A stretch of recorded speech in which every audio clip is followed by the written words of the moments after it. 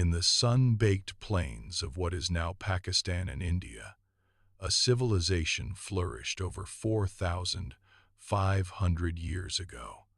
A society so advanced, so meticulously planned, that its achievements would not be paralleled in the West for another 2 millennia. This was the Indus Valley Civilization, a sprawling network of cities like Mohenjo-daro and Harappa, whose very existence challenges our understanding of ancient history. Yet, despite their sophisticated urban planning, their intricate drainage systems, and their enigmatic script, they vanished, leaving behind only whispers in the dust. For centuries, their disappearance has been one of history's most profound mysteries, a silent testament to a forgotten empire, until a groundbreaking discovery offered a startling new perspective, turning conventional theories on their head and forcing us to reconsider the very nature of their end. The story of the Indus Valley Civilization begins around 2500 BCE, a time when Mesopotamia and Egypt were rising to prominence. But unlike their contemporaries, the Indus people built cities that were remarkably uniform in their layout and construction. Mohenjo-daro, a city of perhaps 40,000 inhabitants, stands as a testament to their engineering prowess. Its streets were laid out in a precise grid pattern, a feat of urban planning that would not be seen again until the Roman Empire. Every house, regardless of its size, had access to fresh water and a sophisticated drainage system, complete with private bathrooms and flush toilets, a luxury unheard of in most parts of the world until modern times.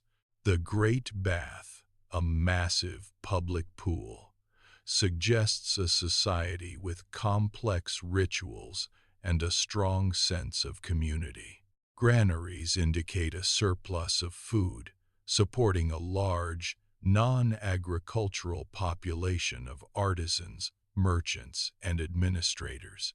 Harappa, another major city, mirrored this advanced infrastructure, boasting impressive fortifications and a thriving trade network that stretched as far as Mesopotamia, evidenced by Indus seals found in Sumerian cities. Their distinctive, undeciphered script, found on seals and pottery, hints at a rich cultural and administrative life, though its secrets remain locked away, adding to the allure of this enigmatic people. They cultivated cotton, domesticated animals, and developed a standardized system of weights and measures, facilitating trade and governance across their vast territory. The absence of monumental palaces or elaborate tombs, so characteristic of other ancient civilizations, suggests a more egalitarian society,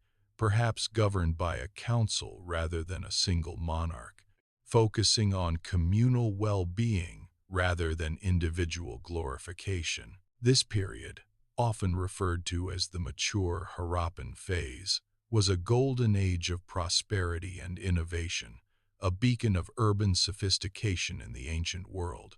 However, around 1900 BCE, this vibrant civilization began to decline. The once thriving cities showed signs of decay. The meticulous urban planning faltered, and the sophisticated drainage systems fell into disrepair. Trade routes dwindled, and the distinctive artifacts that once defined their culture became rarer. For decades, archaeologists and historians grappled with the question of why. The prevailing theory, for a long time, pointed to an Aryan invasion. This hypothesis, popularized in the early 20th century, suggested that nomadic Indo-Aryan tribes from Central Asia swept into the Indus Valley, conquering and displacing the indigenous population, leading to the civilization's collapse. Evidence cited included skeletal remains in Mohenjo-daro showing signs of violence and the sudden appearance of new cultural elements. Another prominent theory focused on environmental catastrophe. Shifting river courses, particularly the mighty Ghaggar-Hakra River, often identified with the mythical Saraswati, could have deprived cities of their water supply, leading to agricultural collapse and mass migrations. Climate change, specifically a prolonged period of drought, was also proposed as a significant factor, forcing people to abandon their urban centers and disperse into smaller, less organized settlements. Earthquakes, too, were considered, capable of devastating cities and altering landscapes. These theories, while offering plausible explanations, often painted a picture of a sudden, catastrophic end, a dramatic collapse under external pressure or environmental ruin. The image of a once great civilization succumbing to an unstoppable force became deeply ingrained in the historical narrative, fueling the mystery and the romantic notion of a lost world.